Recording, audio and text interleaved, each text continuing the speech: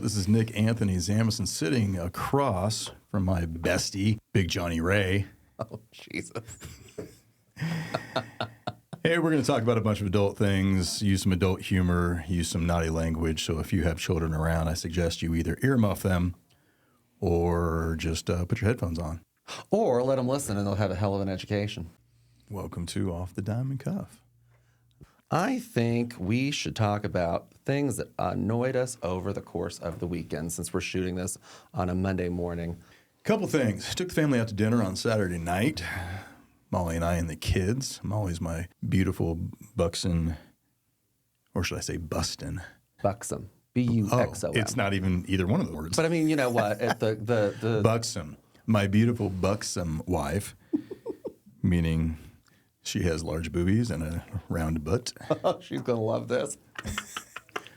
But tell me it's not true. I mean, she does. I mean, true. my goodness. She's got big, beautiful blue eyes as well. Beautiful figure. Long blonde hair. Mm-hmm. She's basically, as I tell Betty, she's Barbie. Very much so. If you want to marry Barbie, you better be able to provide Barbie with everything that she's looking for. The dream house, the car, the Malibu beachfront, whatever.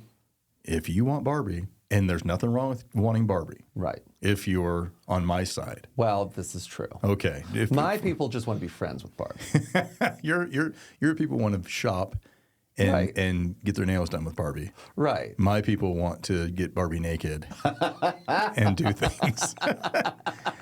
So I know what your people do and my people do. Exactly. But, okay, so I'm out to dinner with Molly and the kids, three lovely kids, boy and two girls. And it's not a 5-star restaurant. It's about a 4.5. It's a good steakhouse. And I look to my left, and we sit down. And first of all, it's cold. She's like, Molly's like, she's very temperamental. And Molly's having a fit. So I said, great, no problem. Let me fix it for you.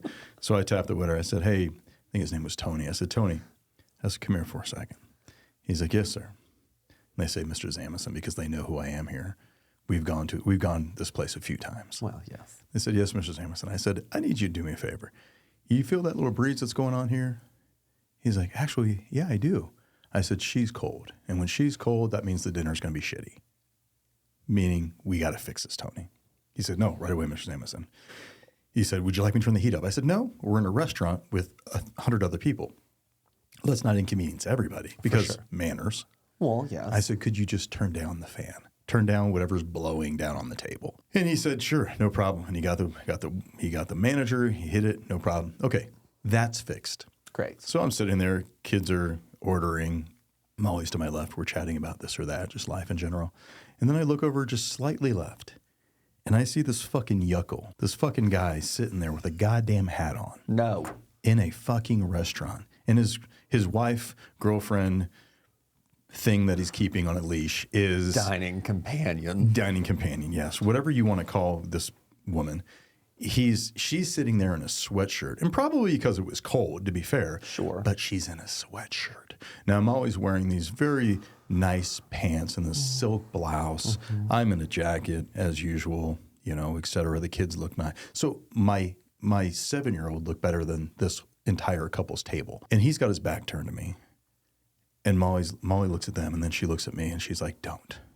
I'm like, I didn't do anything. She's like, don't. I'm like, it's hard for me not to.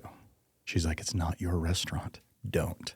So I sighed and looked over at my son, and he's looking at me like, what are you going to do? What are you going to do?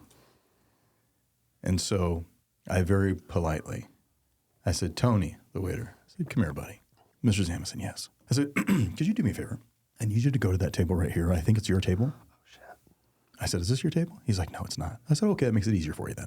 I said, I need you to go to that table, and I need you to tell that gentleman to remove his fucking ball cap, or I'm going to do it for him. And he's like, this one, sir? And I said, yeah, the only one in the whole fucking place with a ball cap on. I said, it's not my fault you guys set me next to him. I can't eat with this fucking guy in a ball pop. I can't eat. I'm like, it's going to ruin my whole fucking meal. Hence, it ruins your tip. I would just, kind of like the heat or the cool, let's just get this handled. Right. And he's like, would it be appropriate if I had the manager ask him? I said, I don't give a fuck if you have the chef ask him. Just get the fucking ball cap off him. He's like, yes, sir. So he runs. And I see him on the other side of the restaurant, and I see the manager, take a look, and then he looks at me, and he's like, oh, shit. Kind of like, oh, fuck. fucking Nick's here, son of a bitch. And I'm like, yeah, all I'm doing is looking out for the right of your restaurant. As you as the manager, how are you not, like in church, when the nuns would stand outside and God forbid you try to walk through the doors, they would rip the hat off, smack you in the face with it, and hand it to you.